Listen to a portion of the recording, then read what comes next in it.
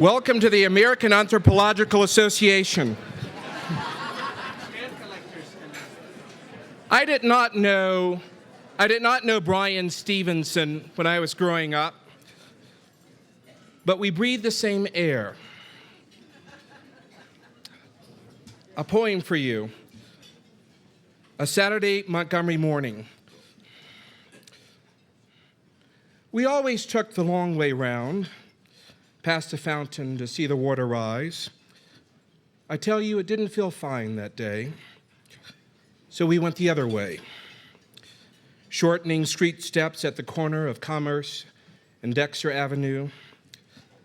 Morning music on a day made for a parade fill the air, flags flying free from long poles like the ones my cousins would use.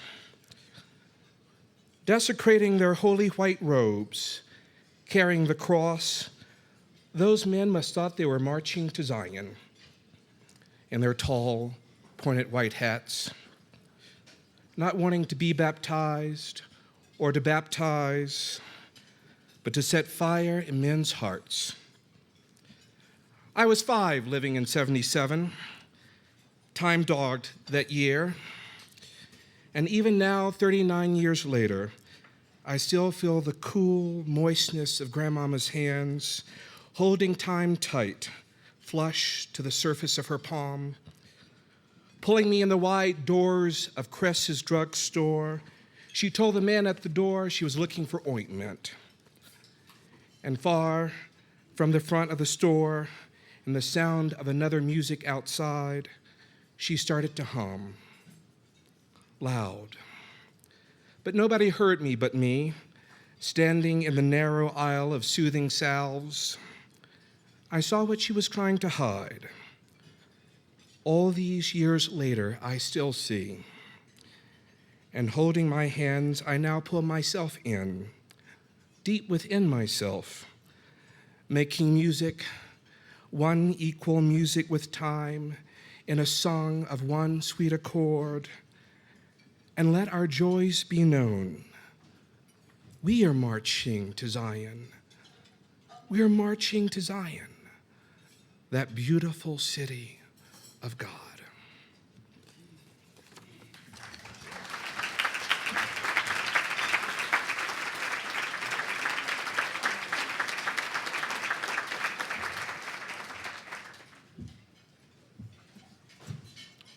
Thank you, Eric.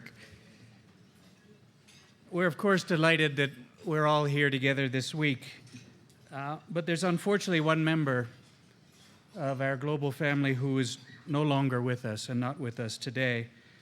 We'd like to take a moment to remember one of our fellows from the Africa Leadership Initiative West Africa, Egez Eyeye.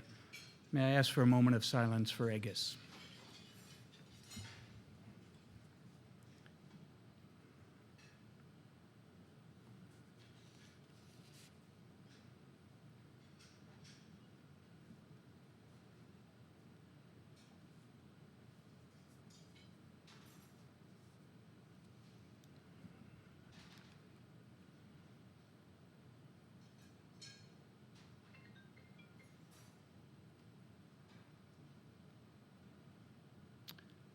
Thank you.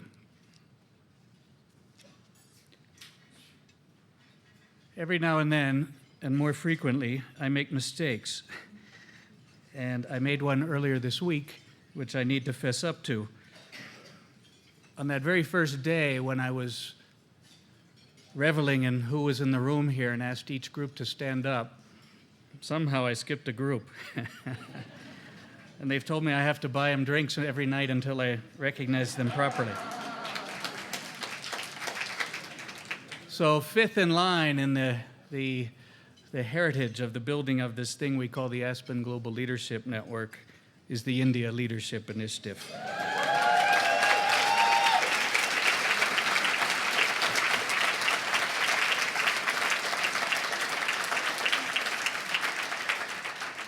And I mean, how could I forget them? I mean, they are some of the most memorable fellows in my own memory. And of course, any of you who've had an opportunity to interact with them over the last few days know how incredibly talented and committed and memorable they are. along with this group, as I did when introducing all of the groups, I want to recognize my friend and mentor and colleague, Keith Berwick. Where are you, Keith? There you are.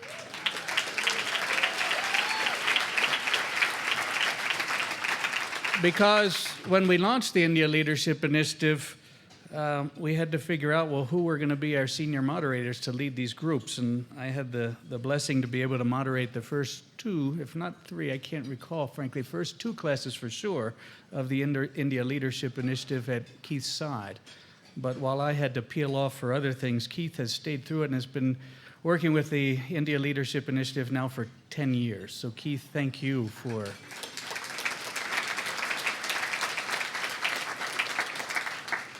And so may I ask, I know they already got their applause, but fellows of the India Leadership Initiative, please stand.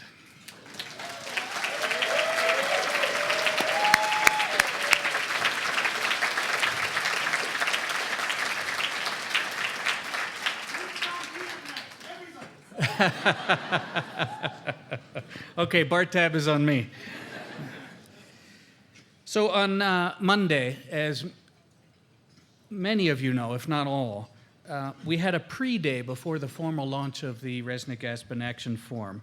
And this was designed for folks who had come to us and said, look, there's some topics we're dealing with here where we would just love a full day to really focus on them. And so we had three what we called deep dive sessions. One group spent time focusing on the theme of leading systemic change. Another group spent time focusing on the future of talent and work. And another group spent time focusing in a deep dive on race in America. All of these groups have continued conversations, even though we've gone to the formal launch, if you will, of the Action Forum. But this last group on race in America has continued its dialogue since Monday and has asked for some time right now to present a very powerful action pledge to those assembled here. So may I invite you guys up here to present that, please.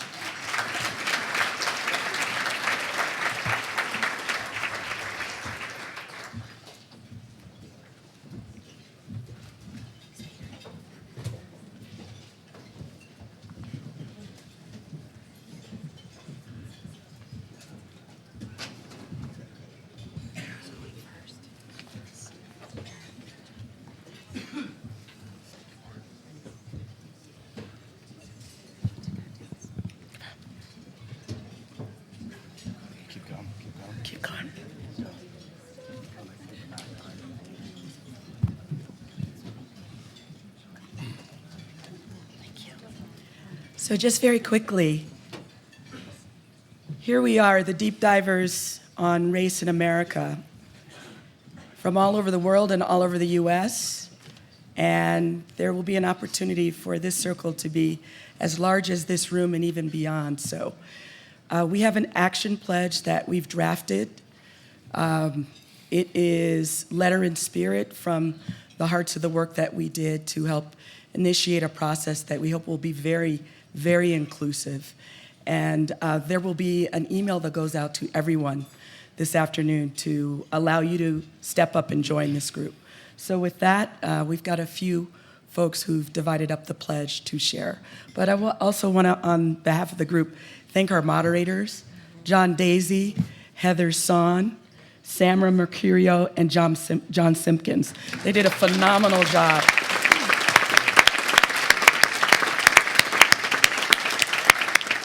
And for those of you who are curious, we have a fabulous packet of readings that we went through. You should get your hands on this.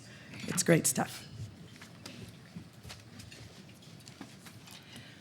We pledge to support a national truth and reconciliation process, initially focused on addressing slavery in the United States, and culminating in an annual day of reconciliation, where diverse groups can come together for dialogue, healing, shared humanity, and civic engagement to develop a pathway forward.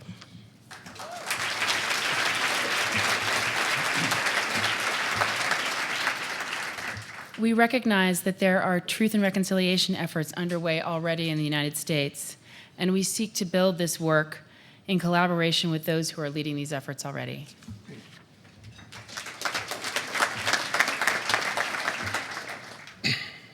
This pledge was inspired by the work at the Deep Dive Race on America. The catalyst by Brian Stevenson's challenge for all of us to be proximate, change our narrative, remain hopeful, and the worst, uncomfortable. We need to be uncomfortable.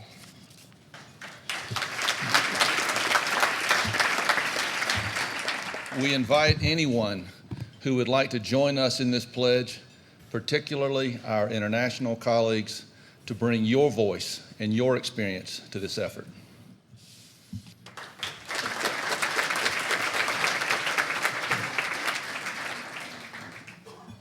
So again, we'd like to invite all of you to join this pledge. You'll all receive an email. We hope you'll opt in and join us. We'll be gathering again as early as 5 p.m. today in the bar before we go up the mountain. So if you want to just jump on the Race in America Truth and Reconciliation process, come have a drink with us at 5 p.m. Thank you, and thank you all.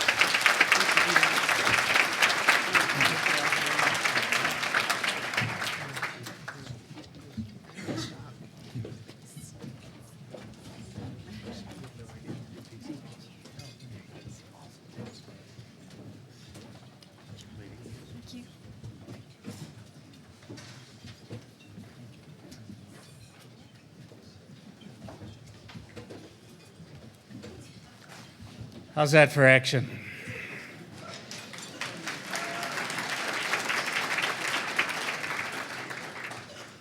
At every break, people are coming up to me, and I'm sure to Tom and to others on the team, with suggestions on what we can do better. We love them. Keep them coming. But a couple have said that you too have formed groups that have come out of different discussions that you've had, not necessarily out of the deep dive. And I've heard that there's some of you who are frustrated, wondering, well, how do we keep the discussion going? I encourage you to take a look into the program. I know there's a lot of information in there, but let me just repeat for you all. We've set up an online community specifically for this, and you can create threads of groups. My team can happily help you to get those started, but the idea is that if you want to continue the dialogues and you want to figure out even how perhaps you might all be getting together physically again, please take advantage of that time. Know that every morning we set aside time during the breakfast period, spontaneous groups. So there's time in the mornings. I know many of you went on the run this morning, but know that tomorrow morning time is set aside for people who'd like to come together on a particular topic, especially before we all leave Aspen, to lay out your next steps and to make sure that you have a concrete next step before things dissipate, as they sometimes can when we leave Aspen. Okay? Others of you have said, look, maybe you've made an action pledge, or maybe you haven't, but in either case you may say, I've heard an action pledge where I'd like to help. I'm not going to make it my pledge, but I think I have things to contribute. So I just want to point your attention to this wonderful action wall that is outside by the hub. And if you've taken the time to look at it, you've seen that we already have 200 pledges out there, first of all. So let me give a round of applause for that simple fact.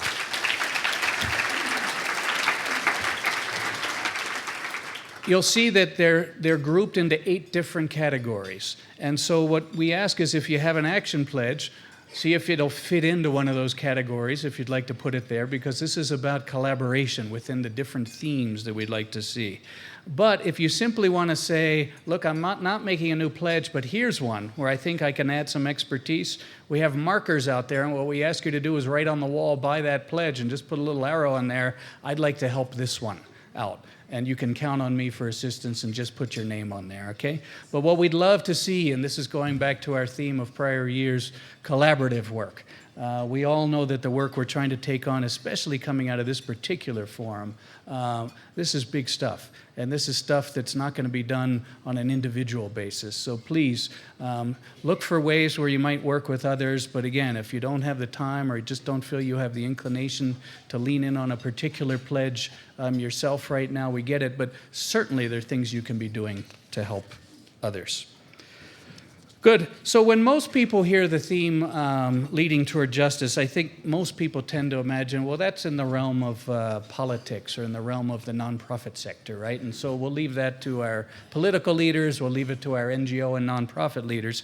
But of course, going back to the very beginning, as I always like to, when the Henry Crown Fellowship was formed, the idea was, could we nudge business leaders primarily, who've been very, very successful, but who've been so busy building their businesses that they just haven't had the time or the ability to step back and do some thinking about what is going on around them in society that they're really passionate about. And we knew that these people would have been writing checks already, and they'd be on various boards of organizations where they'd been invited. But the fellowship was designed to nudge them to say, hey, you've been successful. Have you truly done anything of significance? And maybe this is time to add to your portfolio, not to step away from your business necessarily, but to figure out how you could use your accumulated wisdom, your creative energies, the networks that you've built, and yes, maybe the platform of your very business to have a positive social impact. And to do this beyond your philanthropy, which is great, but ultimately we were asking ourselves, could we mobilize some of the most creative entrepreneurial minds in the world to apply their creative energies, maybe 10, 20, 15% of their incredible mental bandwidth, and to apply it to some of the greatest challenges of our time. And so we wanted to have a panel now to talk about the role of business in leading toward justice. And so now what I'd like to do is invite up onto the stage to join me 3 of our fellows from the Aspen Global Leadership Network. Dee Poon is the Chief Brand Officer for Eskel Brands and Distribution and is a member of the China Fellowship Program. Sheila Marcello is the founder and chair and CEO of Care.com, a member of the Henry Crown Fellowship Program. Lama Al-Suleiman is a business developer at Rolacco Holdings, a family-owned business. She's also vice chair and board member of the Jeddah Chamber of Commerce in Saudi Arabia and a member of the Middle East Leadership Initiative. And what we're going to do now is switch into a little conversation.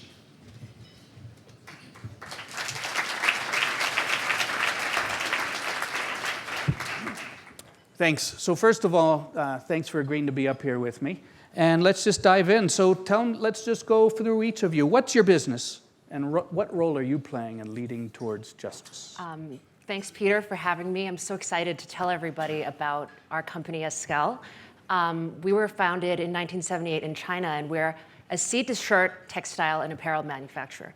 So I think people think of our industry as one that's really a race to the bottom and just generally polluting industry.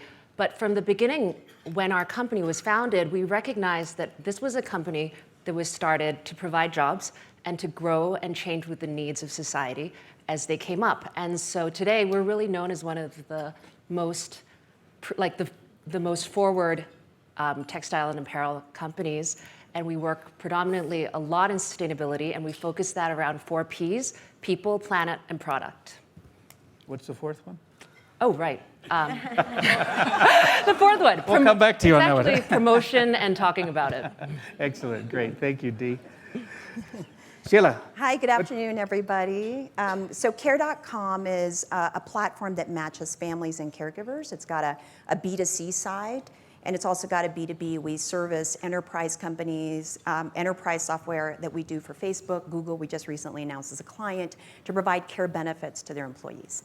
And so the company and why I'm doing what I'm doing specifically, we're in 16 countries, by the way, took it public in 2014. There's a real demand issue that's coming in the care space. We see it, $280 billion is spent in the United States alone, so that's not even a global number in childcare and senior care. And there's a senior tsunami coming. And if you're out there in the audience and you're thinking, this doesn't pertain to me, I don't have to worry about care, how many of you have children? How many of you have nieces and nephews? How many of you have been children?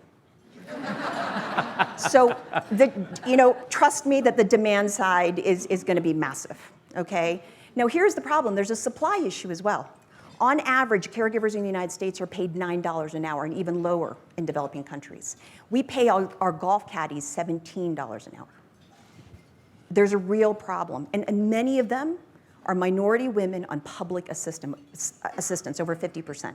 So what am I doing about it as a leader? 2 things. One, in the gig economy, which is the original gig worker, are caregivers. In the gig economy, what's happening is we're having to not rely on the institutions anymore. So at Care.com, we provide caregivers access to benefits. Payroll, unemployment insurance, Social Security. We just added workers' comp. It took us 4 years to build that because there is no national system to access workers' compensation. And we also partner with companies to now provide health care. So we're basically building a platform to provide benefits that the old institutions, because they're not in the gig economy, aren't able to do it. And then the second thing is really helping provide a worker's voice, partnering with the National Domestic Workers Alliance, IJNPU, and the importance of doing that. And the third is building awareness. Very important, and we just launched a campaign called Who Cares? Thank you.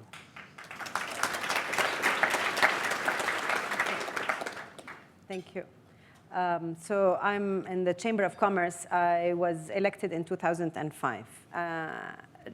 I was the owner of a very small business. I started a health club for women in Saudi Arabia, and so I had a business license.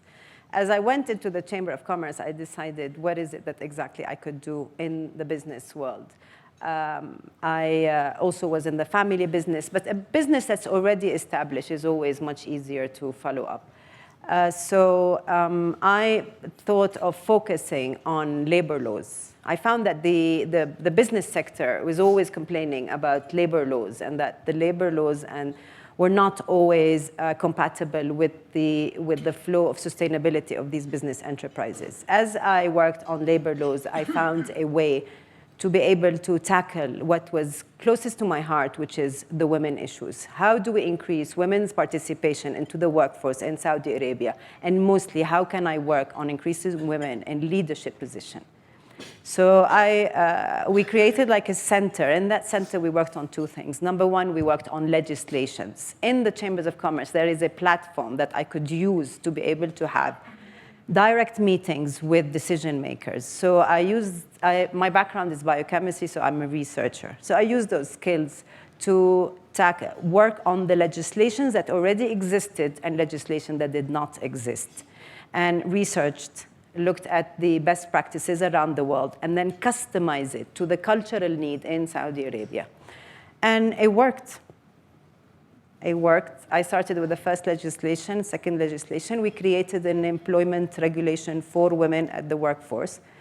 And I worked on things that have to do with women, and then I found myself representing Saudi Arabia's employer group at the International Labour Organization. So yes, labor law has opened a lot of doors. The other thing we do is we meet with private sector, with companies, and help them employ women. Because a lot of companies that have never employed women find it difficult. They're afraid of employing women. They go, what do we do about harassment? What if it happens? Are we going to be responsible? So these fears, we sit down with them and show them it's actually very easy. One of the major challenges we had to face was the segregation part. So in Saudi Arabia, men and women don't usually mix. So, but at the workforce, it's very difficult to have it segregated. So one of the lobbying things about regulations is we sat for months, I think maybe a year, just debating whether the word should be separate rooms or independent rooms. So for a whole year, we were able to create independent space. So in the regulation, it says independent space, and that's extremely important. It could be anything the woman wants and not what the employer wanted. And then I also worked a lot with the embassies, trying to get foreign companies, especially Western companies that do come into Saudi Arabia, to work as hard as they can to create jobs for women. And I'd like to thank one of the largest job creators for women is General Electric now in Saudi. Thank you. So Dee, I'm going to circle back to you because you gave us a good, crisp answer, but I know how much you're doing. So talk a bit more about this concept of textiles and sustainability and what you're doing.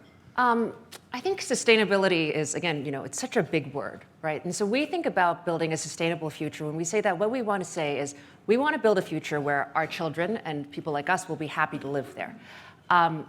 From the environmental planet side, like we have a very, very long supply chain. So we start from farming, and on the farms we do things like drip irrigation, microfinance with farmers, all the way down to, once you get into the industrial processes, everything from engineering how to use less water to wastewater treatment, to things like green roofs, reducing energy consumption. I mean, it's really like every part of the process.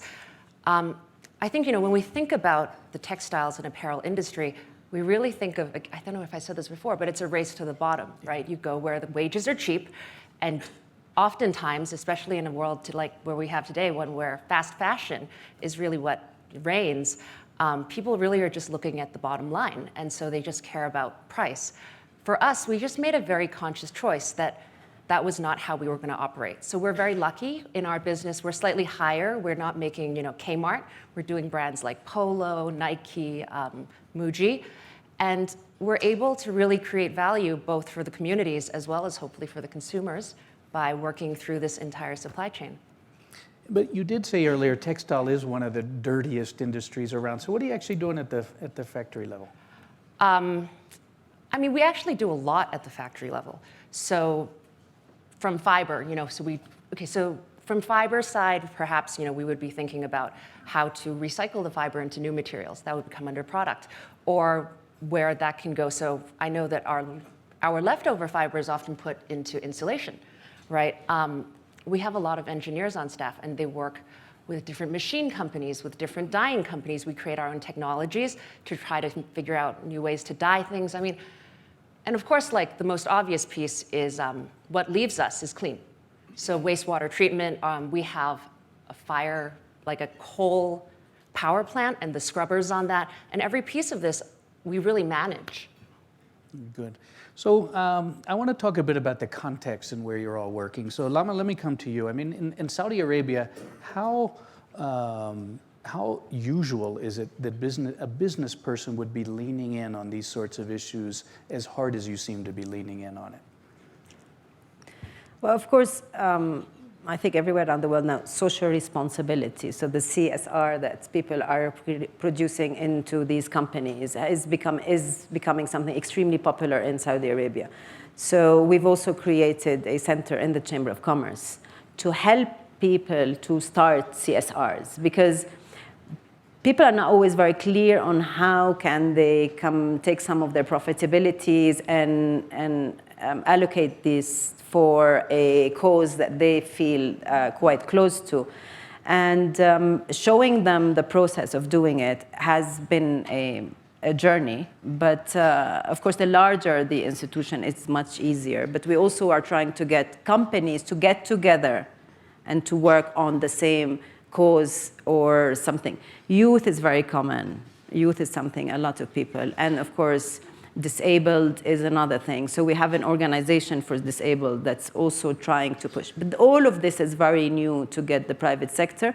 But in Saudi, individual interference into societal needs has been ongoing. Good. So you think there's, in general, high receptivity among the business community to lean in on these sorts of things. Dee, let me come back to China. Sheila, I'm not forgetting. I'm going to circle around.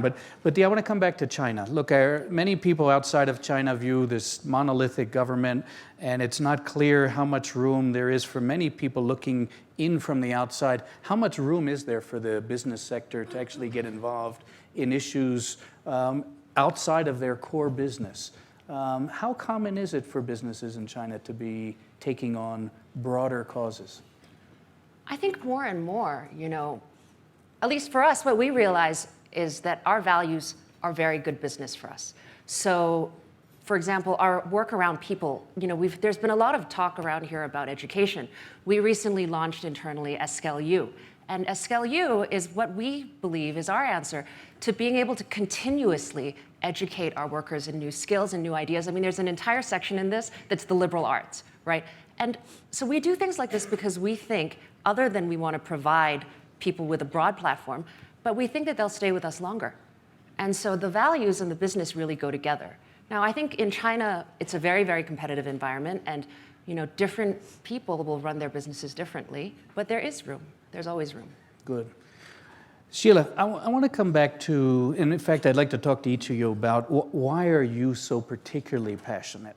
So you pointed out to the room, said, yeah, everybody here was a child before, so we got that part. But you are putting a huge amount of time into this, and it's not the first time. You're doing work in the Philippines. You're doing work with Lisa Tatum here on the new work, and maybe you want to mention that. But why are you driven to put your time into this? And I'll ask each of you that question.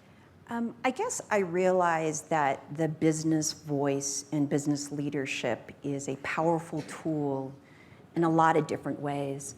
You know, as an example, the California Bill of Rights the Domestic Workers Bill of Rights, which is rare because domestic workers were carved out of federal law. There's no minimum wage laws pertaining to them, overtime protection, or paid time off. California, we'd already passed it, and they were going to go shut it down. And the Republicans did not even want to meet with Ai Jinpu. And so she called me, and she says, I need you the following Monday, or this bill is going to get shut down, because the Republicans didn't want to meet. And I flew in that Monday, and I sat with her just for them to take the meeting. And I sat there to say hello, shook their hands, and I turned the microphone to Ai Jin, just because I was there in the room. Business presence, business voice is really powerful. But here's the thing that I'm learning. The challenge that I'm running into is that although it's a powerful voice, the whole ecosystem of the nonprofit sector is perplexing to me, and something that I'm trying to learn, and this is what Aspen's given me the gift of to try and figure out.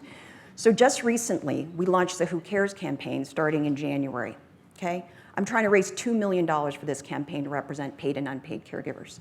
And then about May 12th, I met with Google Capital, the very first meeting. In 6 weeks, we closed close to $50 million. And this is now, we've raised now $260 million for Care.com. Took me 6 weeks, right? Because there's a system in place to do that. I've been trying to raise a couple million for Who Cares starting in January. And let me tell you, Rockefeller wrote the first check for $250, but it's been challenging to try and learn this whole sector of a new language, theory of change. And so the way I'm seeing this is it takes a village. We gotta collaborate and use the power of the business voice and educate us to figure out how can we use that to make these things happen, right? For leading with justice. Because unless we're doing this type of forum and we're meeting people to educate us and how we can be better leaders to serve in that village collaboration effort, it becomes really, really difficult. Thanks. Lama, what moved you to focus in on this particular set of issues? I'm a woman. I know I get a short answer. Okay, how many people in the room have a mother? I told you to keep the answer short, but not that short. Go ahead.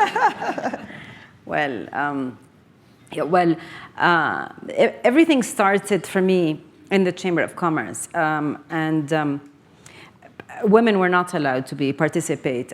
Women, for many years, were only participating in the health sector or in the education sector, and not many choices otherwise. So it was the business sector in the Chambers of Commerce, a group of men who, of course, had sisters, daughters, wives that were highly educated, who got together and decided to lobby to increase women's participation. It was this business community that made it happen for me to be able to join the Chamber of Commerce. So it was a slate of businessmen during the elections when they allowed women to join these elections that called me to say, we would like you to come in and be part of our slate. And these men were very powerful business community people. And I won. So I didn't do much. I didn't campaign. I didn't do anything. But this support of these men.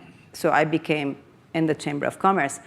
And all of this change happened because of the business community that was very powerful, of course, and as well very vocal. Business people, financial independence gives people power, whether we want to accept it or we don't accept it. It is truth. And being a powerful business person gets you open doors. And you're not afraid to talk about sensitive issues because you can talk them in private and they don't have to be a public. But these small private negotiation open up huge amount of doors. And I've learned from them, basically, and I'm continuing trying to sustain this opportunity that I had. Great, thanks. Can I build on this woman thing? Yeah. Is that okay? Who am I to say no? Yeah. So I was on a panel with Anne-Marie Slaughter, and she shared something really interesting on that panel from New America. She said that if you take 10 policymakers and you put 2 women in the room, 20% of the policies that these policymakers would create would be socially focused. If you put 3 women out of 10 in the room, 30%. When you put 4 out of 10, 40% is the tipping point to have a majority of focus around social policies, of having women in the room. And then the second thing is McKinsey put out a gender parity report that really shocked me, this one slide. That's really important.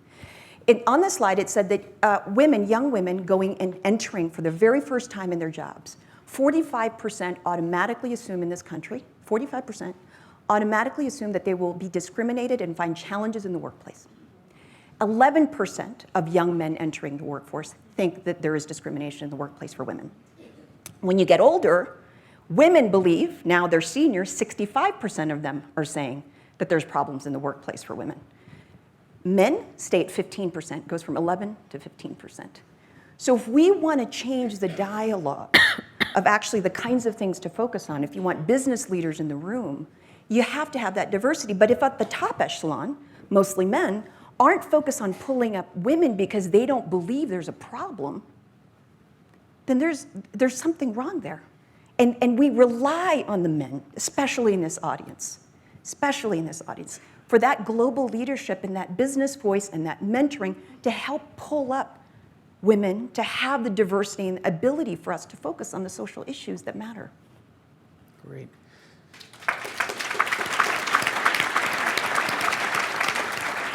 Sheila, you already took us one place, which is you started talking about your challenges. You said one of your main challenges was actually mobilizing finance. It's clear how to do it on the business side, but as you're trying to tackle challenges that may have more of a social impact, not that your business isn't already, but you said it's unclear to figure out how to raise funds. And Lama, I think you were saying, well, one of your biggest challenges happens to be men in Saudi Arabia. And I think you're saying that it may be the case a little bit of everywhere that you're working. But I'd like to come back to you. What are the other major challenges you're facing? If I said to you, give me two, your top two, what would they be? Dee? I think probably the top two issues that stop us from doing more would be, the first is actually that what we do is just super unsexy, right? We're in factories, we're in places that aren't cool. You're probably not going to make the most money, and you're probably not going to be around the smartest people in the world. But what we do is really important. And so one of the biggest issues for us is how to bring in and engage a management core, as well as how to use these people to transform this industry from the bottom up, to really develop more things that can push the progress. I think the second thing that's a really big issue is that in the apparel and textile world, people get very focused on audits, right? On things like, Better Cotton Initiative, this, that. And it's really sort of politics. And I think what we try to ask people to do is take a step back, and rather than telling us, you're a lousy factory because your exit signs are on the floor, not on the wall, so we're not going to say that you're a good factory or that you care about your people, to really think about the values and to see us as people too, and not to believe that we're really here just to get every single dollar out of every single person who works with us. Yeah, and I think I remember a story you shared with me when tensions were rising between China and Vietnam. You had a factory in Vietnam where the workers in the factory, there was a rampage going on, torching many of the Chinese factories. You told me, I think your workers formed a human circle around the factory to protect it. I mean, these stories are really, really touching to us. And I think, what happened to it, this is about maybe 2 years ago, and there was basically a riot, right? And it started in the center of town, and it moved into this industrial park where we were. And it was actually a few factories, some owned by Taiwanese and some actually Vietnamese, who were really not treating their people well. And it happened in the middle of the night, and so we couldn't get people not to come to work. I mean, we tried, but some people actually came to work. And even though we tried to send them home, many of these local Vietnamese workers, they decided to stay, and they were all young women. Many were young women, right? So like 22 years old. And they get out in front of the factory, and they basically are holding, I saw this picture, and it actually came to us from a Singaporean newspaper, and it was this girl, and she was holding a sign that said, "This is my home, please stay away." I mean, the stories, I think there's a real lack of humanity in the world. And for me, so I run our brands business, right? And so what that means is I make shirts that are sold to you, and I'm really more consumer focused. But I really learned that every single person is important. The day I found out, so we had shirts coming down the line, and somebody had made like a single size label wrong, and so it was just printed wrong, right? So instead of like 16.5 / something, it said something else. And about 300 of these were made, and this girl on the line just stands up, she's like, dude, this label is wrong. So, you know, we think of workers, we think of people in factories oftentimes, especially, you know, if you're far away, if you're not there, you think of them as like pieces of a chain, but every single one of these people, they're people. And so we really try to do as much as we can to integrate the different parts of our company, the different pieces, the different stakeholders, so that we can all see each other as people and that we can work together towards building that better life for every person in our supply chain.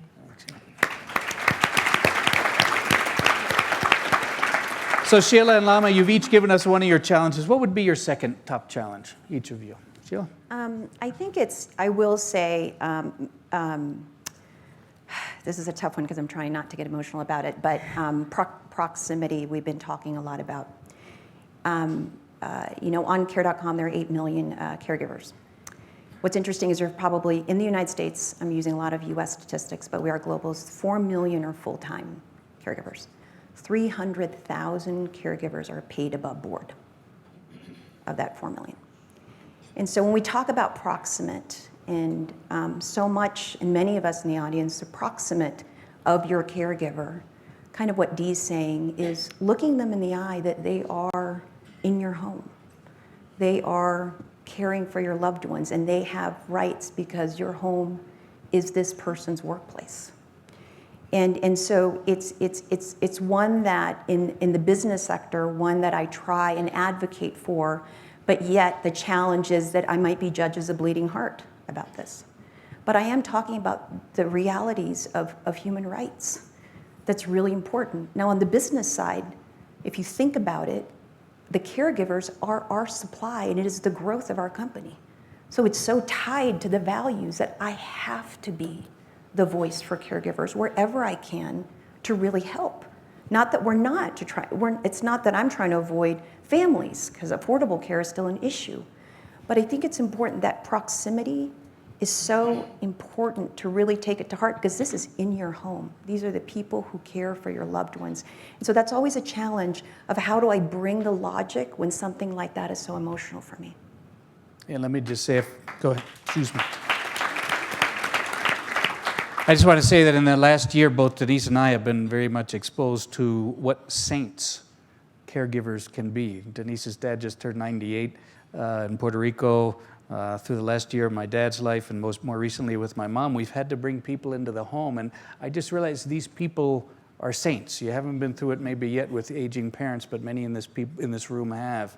To think that these people are doing the work of God that they're doing really with their parents, and to know that they have no sort of safety net, to me is very, very disturbing. Lama? Are we going to continue on a sad note? Or No, take us up. We're coming to hope now. So challenges are sad. I mean, we all have challenges, and my worst challenge is time. It's never fast enough. Whatever we do, we think we're achieving, but it's never fast enough. So for me, there are always challenges that slows the change that happens, and the slowing down of change means more young women that are not reaching to where they would like to see. And I don't want to see any more younger women in Saudi not being able, especially the educated one, or the inspiring one, or the ones that actually want, forget about education, not to be able to reach to an environment where they can grow, just simply grow, work, get out of home, go somewhere where they would like to go. And whatever the challenges are that you face, men are difficult, yes, because in my society, even the good men think that, because in 10 years in Saudi Arabia, we've achieved so much for women, so much, but it's not enough. And of course, if you measure how much has been done in 10 years in comparison to the rest of the world, everybody tells me, but do you know how much we did in 10 years? I go, yes, I know, but do you understand the difference that we still have to do until we reach the rest of the world? So where do I actually measure where? So time is draining, and we're only human, and emotional draining and tiredness. And yes, so you get to a point where you say, you know, I don't want to do this anymore. But then you take a few days off and then you say, no way, I'm going to do this again. So that's it. And look, if nothing else, this action forum is meant to, yes, get us focused on the challenges, but hopefully to reinvigorate us. If we're leaving here drained saying, oh my God, nothing's going to get done, we've given you the wrong message here. We're here to draw strength from one another. There's nobody in this room that isn't leaning in hard, and we all come to here tired. But I hope that what happens is that we're energized to know that we're so many. And let's keep in mind, this is but 1/10 of the Aspen Global Leadership Network that's represented in this room today. So let's take us to hope. Let me just ask you each, because we just have a few moments before we're going to move to some audience questions, if there are any, okay? But so looking hopefully, so what is your view of justice? What's your vision of justice from this particular vantage point you've taken? What would be your statement of, we've reached justice when? You know, Peter, I studied philosophy, so that's a really big question for me, and I don't think I dare answer it, but I do say that, or what I'd like to say is, I think if we can all just do what we think is right, and really, like, from your heart, like, can you look at yourself in the mirror, can you look at your kids in the mirror, and feel like at night you're like, I did something good today?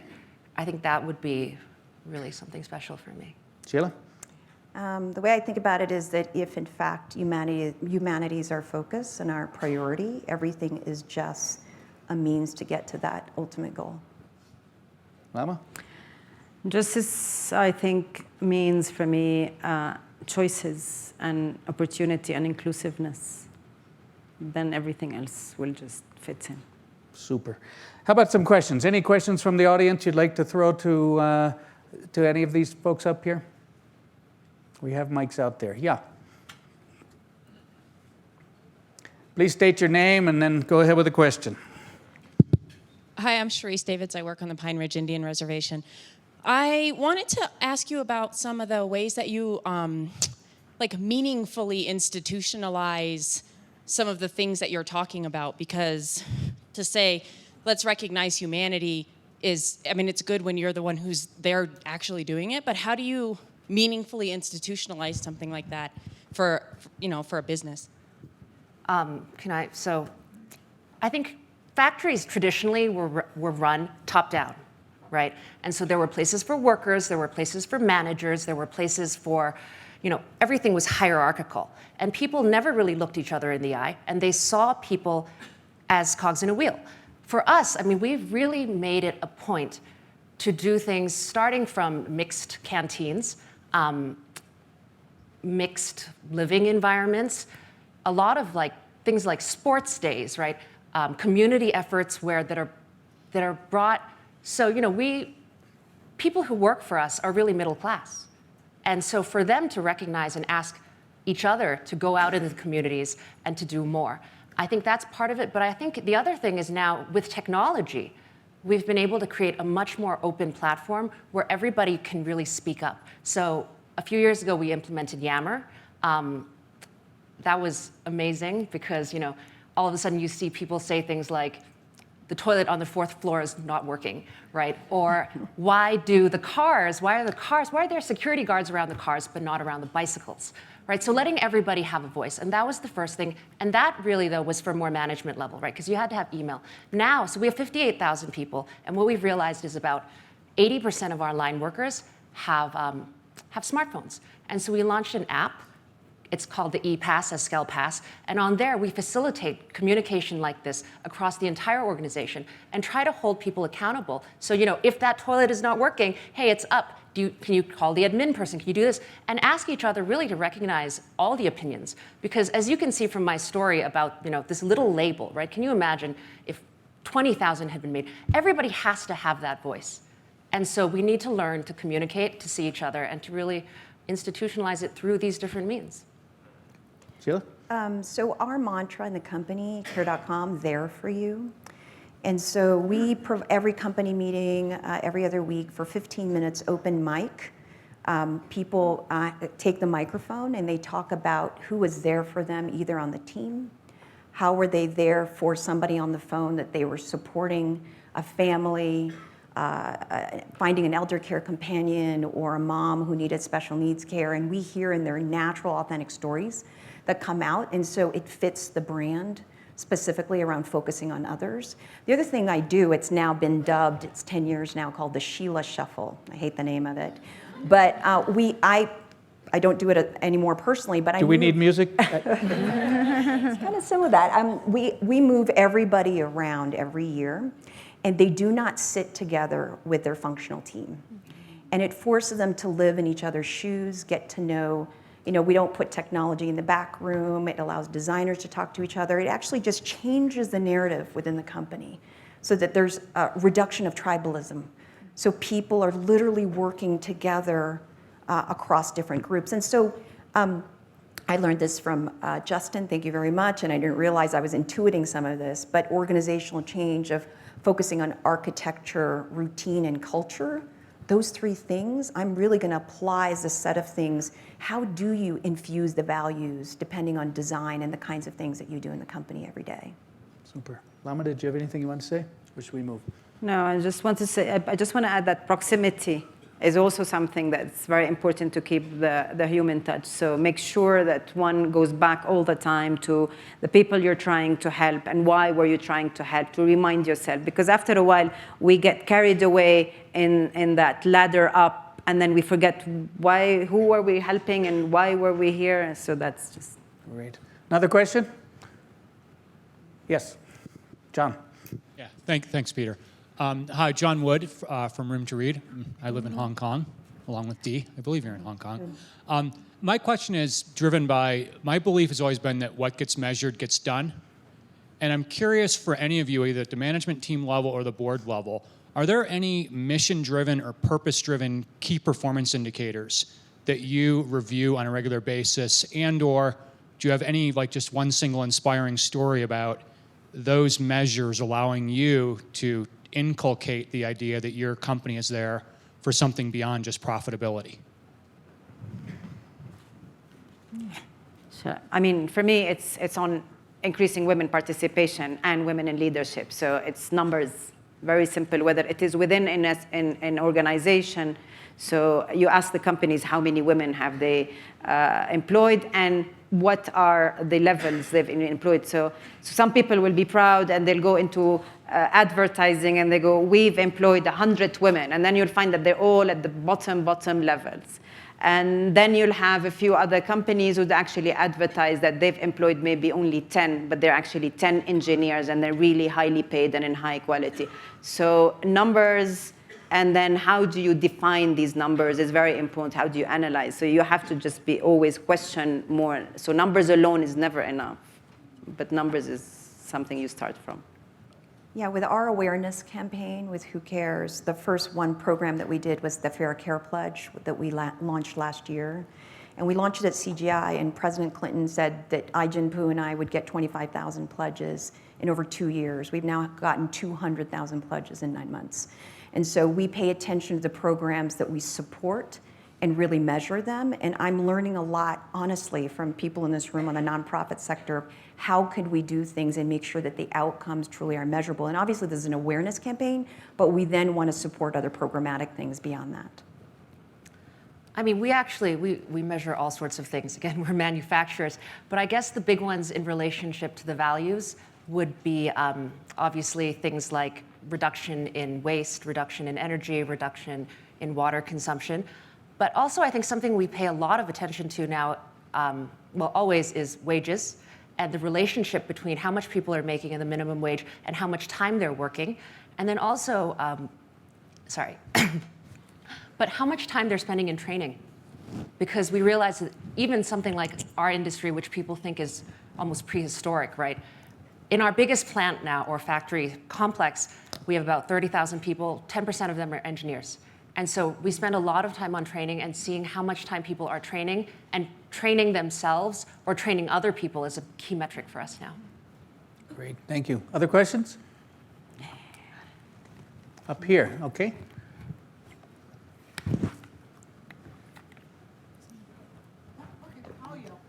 Go ahead.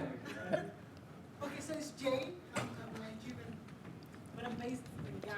Here, use the mic so everyone can hear. Yeah. So Jane, I'm Nigerian based in Ghana. So the question to the panel, especially to Lamas, thank you very much, ladies, by the way. This is a wonderful job you're doing. It's inspiring. So I really want to thank you. I'm sitting here and I'm thinking, how do you pass this on? Because you're doing such a great job, but how do you ensure that it's sustainable? You have these great projects, programs, great courses. How do you pass it on so the next generation continues? Because Lama mentioned something about time being a challenge, but the reality is that physically we would also drain, and with time we would age, the energy wouldn't be there. But the important thing is that whatever we're doing is sustainable and can be passed on. Dee, do you want to talk a bit about the center that you're thinking of building or not? I mean, I'm happy to talk about it. I think sort of more relevant to the question, though, is, I'm third generation in this business, and I grew up inside the business, and the question of how to pass it on, I think, is one of really, it's people, right? So it's the amount of time you're willing to spend with other people to share with them the values that you have and why they're important. I think business, if it's not sustainable, it's not a business, right? You go bankrupt. So you're by definition not a business. So I think the sort of coalescing point in this, and I think what's special about what we're all doing, is trying to see how your business can be both impactful on the bottom line as well as it is in the real world. We are building as a new center. So we're trying to understand what the next phase of manufacturing will be. And on the one hand, I just spoke about how many engineers we have. We're doing a lot of automation. But what we recognize is with automation, there's a real question of humanism that comes back, because the more, especially the rate, like where we are today in automation, it really doesn't ask people to do what they're doing best, but asks them to augment the machine, right? So we're trying to be in front of that by asking all of these questions and bringing together people once a year to try to consider how we're going to move forward. And hopefully also in this conversation, we call it the integral conversation. The site is the integral site, and it's actually 30% manufacturing, 70% botanical garden, where we'll be researching natural dyes, is really, to try to spread the message and to ask people to come together and think about it more deeply. Including some of your competitors, yes. Right? Yeah. To spread it in the industry. Go ahead, Sheila. Well, as founder of Care.com, it's now 10 years old this October, and we've hit sort of sustained profitability. I've decided to really kick off researching setting up the Care.com Foundation, and doing that early while the company is increasing in profitability, so that it just becomes part and parcel of the strategy of the company moving forward rather than an afterthought. And I think at least I believe that that's my responsibility as a founder, to pass on the importance of the legacy of the mission of the company beyond the for-profit. And having gone public, does that in any way constrain you in your ability to do this?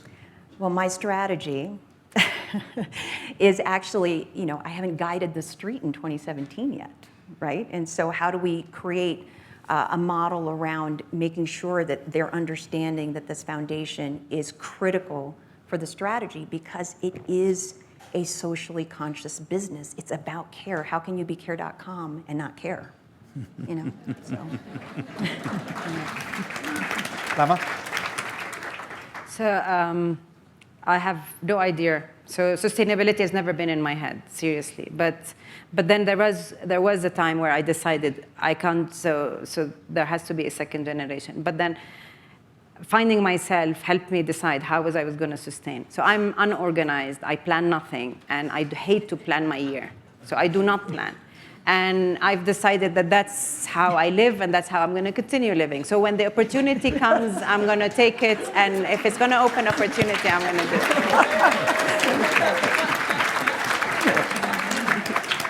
All right, we got time for just one more question. We got, in fact, 2 minutes and 44 seconds. Andy, are you already sitting on the mic? Go ahead.